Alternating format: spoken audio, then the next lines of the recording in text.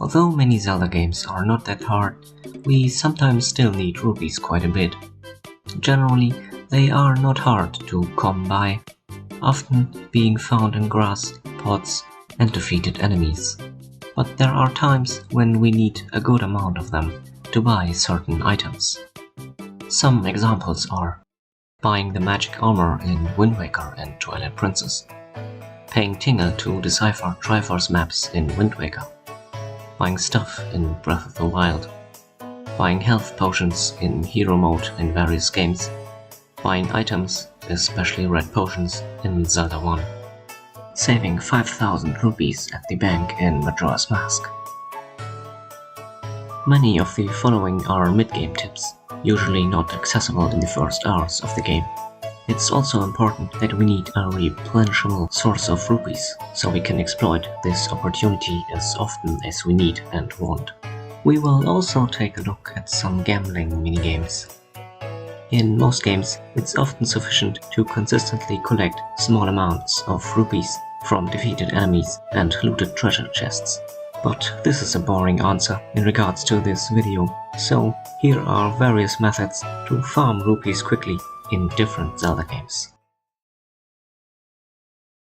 Ocarina of Time. The first opportunity is accessible rather early in the game, and pretty well known. When entering Castle Town, there's a room to Link's right side he can enter. In there is a guard not minding if Link breaks all the pots in this room, and actually even outright encourages the hero to do so. In these pots are many rupees. After leaving and re-entering the room, the pots and rupees in them have respawned, making this an efficient way to farm lots of rupees quickly. Do this several times over, and you can collect a nice sum of rupees this way. I actually calculated the average sum of rupees you get from breaking all pots in this room. I did this process 10 times in a row, emptying my wallet in between to make keeping track of collected rupees easier, and calculated the mean average. Here are some patterns in the N64 version I noticed while doing this. The spot near the entrance nearly always drops a blue rupee. This crate drops a green rupee. Every other crate drops nothing. This group of pots often drops another blue rupee. These two elevated pots drop nothing. Also, when you walk up all the way on the chains of the drawbridge of the entrance of Castle Town, you get 20 rupees each when jumping off. This can be repeated indefinitely throughout the day when the drawbridge is lowered. Another way to gain rupees quickly requires the Lens of Truth, obtained at the bottom of the well. In Castle Town, there's a treasure chest minigame, operated at the market square at night. The goal is to reach the final room of this minigame. This is done by selecting one of two chests in a room. One chest containing the key to move forward, the other one containing a consolation prize of a certain amount of rupees. When completing this minigame for the first time, the main prize is a piece of heart. When completing the minigame again after this, the main prize becomes 50 rupees. If the Lens of Truth is being used while doing this minigame, the content of the chest can be seen by the player, making it possible to choose the desired chest with 100% accuracy. Without the Lens of Truth, it's a guessing game with 50% accuracy, which supposedly is the thrill of this minigame. But guessing is boring and mind-numbing, so we cheat our way through. A third way of getting lots of rupees is giving the Running Man in Hyrule Field the bunny hood at the end of the mask trading side quest. Make sure to have an empty wallet and maxed out in size, because he will give you enough rupees to completely fill your wallet. Another way is enemy encounter. When killing a bubble or a wolfu with a light arrow, it drops 50 rupees.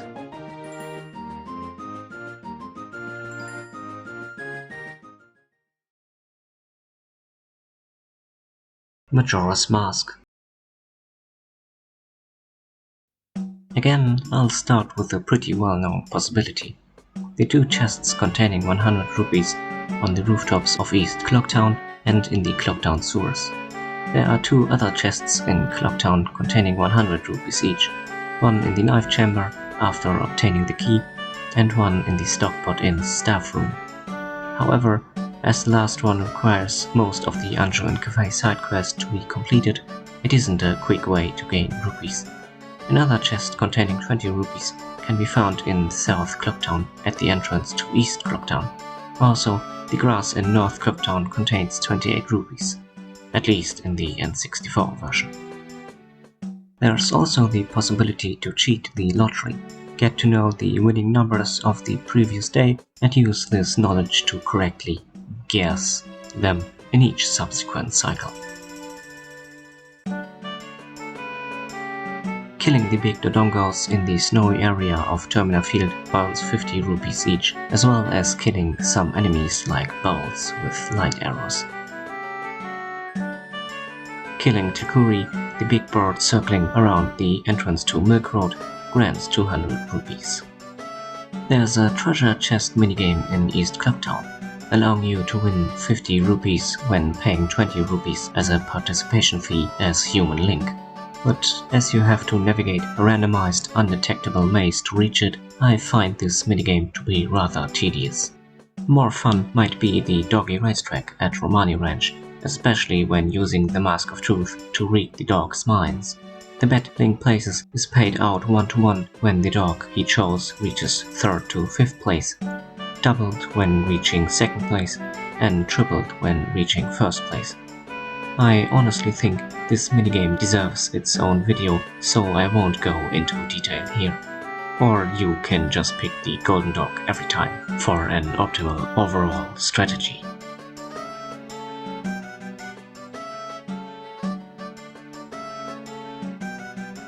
The next ones aren't really quickly reproducible situations, but rather should only be considered when the opportunity presents itself.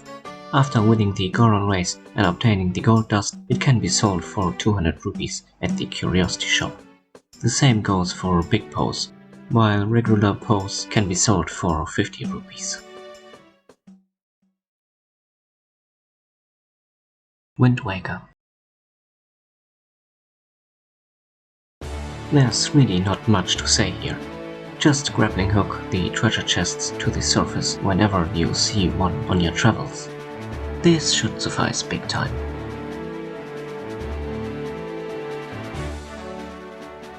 There's also a barrel shooting minigame at Spectacle Isle and a battleship-styled minigame on Windfall Island.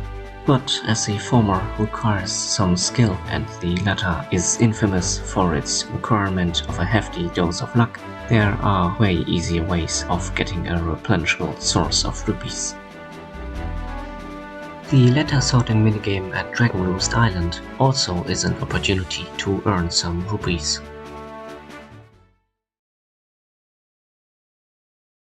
Twilight Princess. A finite yet good way to collect rupees is bringing bugs to Agatha in Hyrule Castletown. She rewards Link with 50 rupees for each golden bug and 100 rupees if Link completes a pair. Considering there are 24 golden bugs in the game, Link can thus obtain up to 3,600 rupees this way. Another way of getting rupees quickly can also be found in Castletown.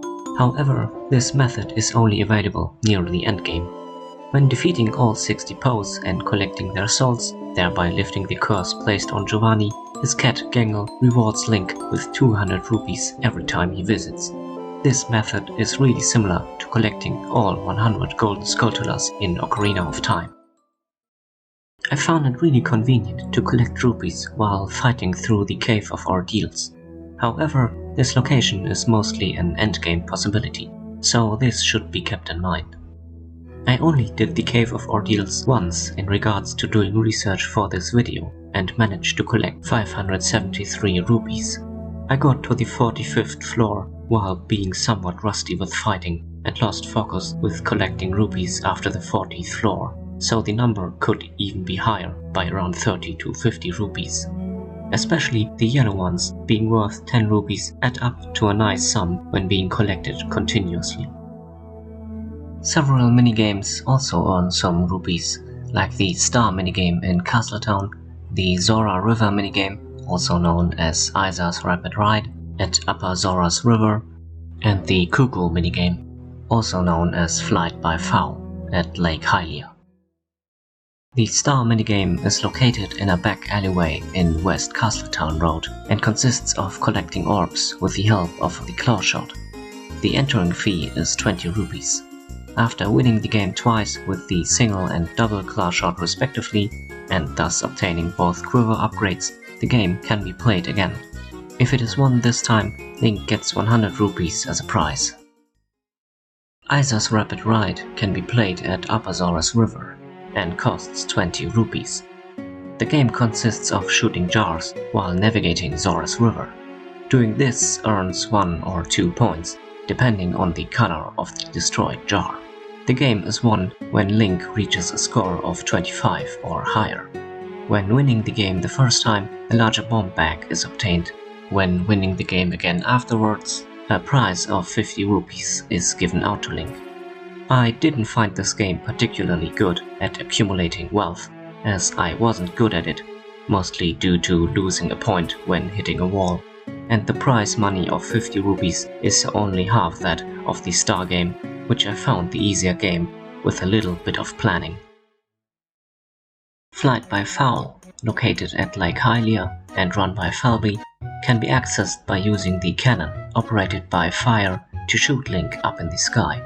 This costs 10 rupees. After doing this and picking up a cuckoo, another 20 rupees have to be paid in order for the minigame to begin. It consists of gliding down a certain path through the air, collecting rupees along the way and aiming for an artificial island containing many treasure chests. This game can only effectively be played once, or twice if not all treasure chests manage to be collected in one go, as the chests aren't refilled. When considering that on average around 8 rupees can be collected while gliding through the air, yet playing the game requires 30 rupees, it is a really bad deal. You also can cut grass while running.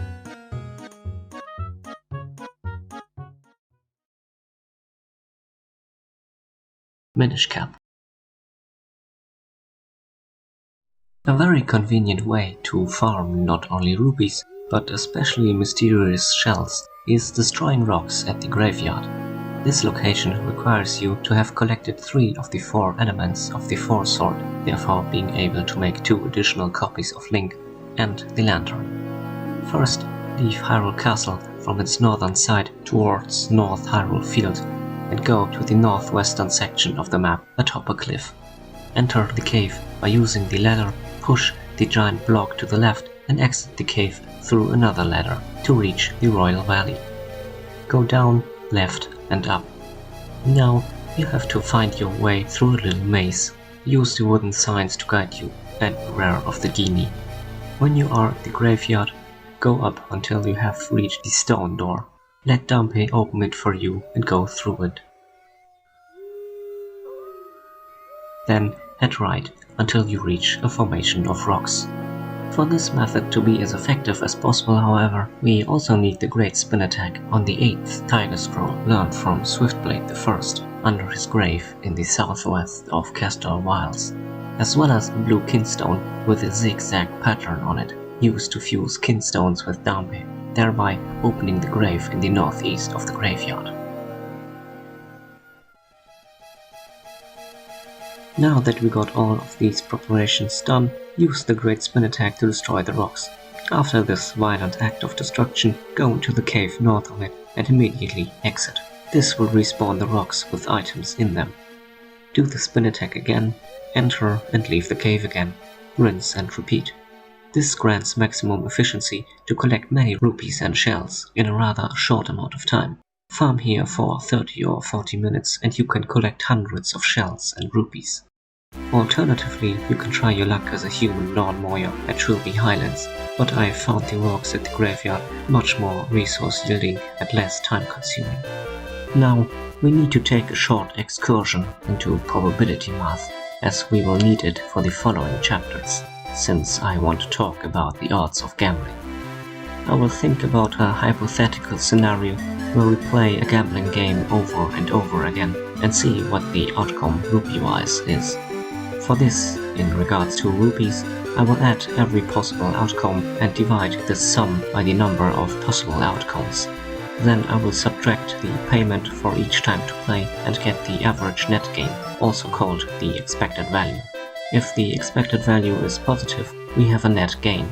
If it equals 0, we neither gain nor lose rupees, and if it is negative, we have a net loss. There's also a treasure chest minigame in Castletown. At first, it starts with a single version of this minigame, and after fusing Kinstones with Spectre at the graveyard, a second, more difficult version is added. The first one consists of choosing between two treasure chests, with one doubling the bet and the other one ending the game, without Link getting any rupees. The second version consists of choosing between three chests, with one tripling the bet, while this time two chests are ending the game prematurely. Whenever Link reaches a bet of 640 or 810 rupees respectively and wins again, the game ends, as Link can't hold more than 999 rupees in his wallet. Since the chest's content is distributed randomly and independently from previous actions across the chests, we can calculate the outcome easily. For Link to win the first version, he has to guess correctly 7 times in a row, making the odds of winning the game a half to the power of 7 equals 0.0078125, which translates to 0.78125%, or winning roughly 7.8 out of 1000 games. For Link to win the second version, he has to guess correctly 5 times in a row, making the odds of winning the game a third to the power of 5 equals 0.0041152, which translates to 0.41152%, or winning roughly 4.1 out of 1000 games. Yikes. What odds? However, if we were always to quit the two games after the first round, and also assuming we were playing an infinite amount of times, how would our bet change? How much money would we get out on average from each game? For the first version, it's the amount of 20 rupees combined with the amount of 0 rupees, which combines to 10 rupees on average. Subtracting this from our bet of 10 rupees, we actually gain and lose nothing by playing version 1 over and over and over again. However, version 2 is where it gets interesting. Our bet is tripled, yet we have 2 opportunities to lose instead of 1. How will this change our calculation? Well, the amount of chests ending the game has increased, therefore the weight of this probability also has to increase in our calculation to reflect things accordingly. Making things short, we again win 10 rupees on average, and after subtracting the initial bet of 10 rupees, get 0 rupees out of each game on average. For us to actually advance into the second round and again play the game an infinite amount of times, the rupees we gain are still absolutely the same. So, not very bright prospects of making a fortune out of gambling.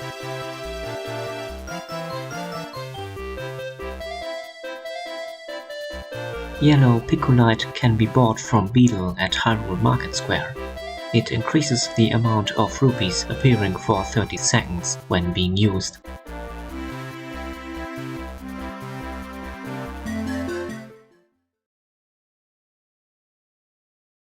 The Legend of Zelda. There are some old men and friendly moblins found in caves, giving you rupees when visiting them. There are maps to find online showing these locations, so I won't go over all of them here. But what if you need rupees after having visited all of these caves? How do you easily get rupees in such a situation? One location I found quite useful for farming rupees is the second dungeon, also known as level 2 or the Moon Dungeon. I developed a certain way of navigating through parts of the dungeon to quickly and efficiently get some rupees. The amount of rupees to be collected during each time through the dungeon varies between 20 and 30 rupees, while the run took me around 2 minutes every time. Especially useful is doing this with full health, so the sword shoots energy blasts. Furthermore, there's a gambling minigame at the eastern coast of Hyrule, 1 tile south of the northeastern corner of the map. The expected gain is 0 rupees however, so not very recommendable.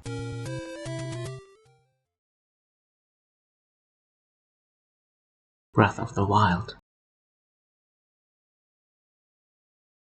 Selling food and minerals really helps with accumulating some wealth. Go on hunting trips during your adventure to the next shrine and gather all the ingredients you can. When returning to a stable, cook them into a dish. For example, an apple will sell for 3 rupees, so selling 5 apples will earn 15 rupees in total. A dish of simmered fruits, consisting of 5 apples, however, will sell for 50 rupees.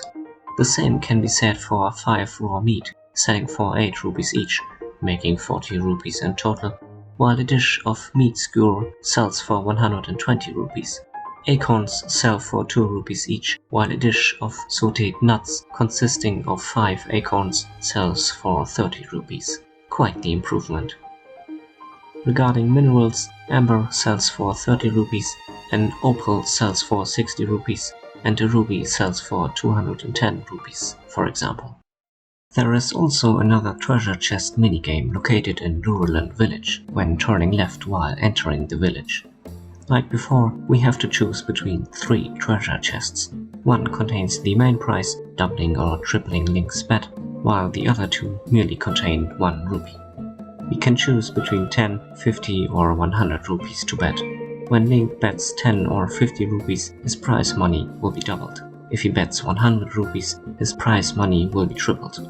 Here's the calculation of respective expected values.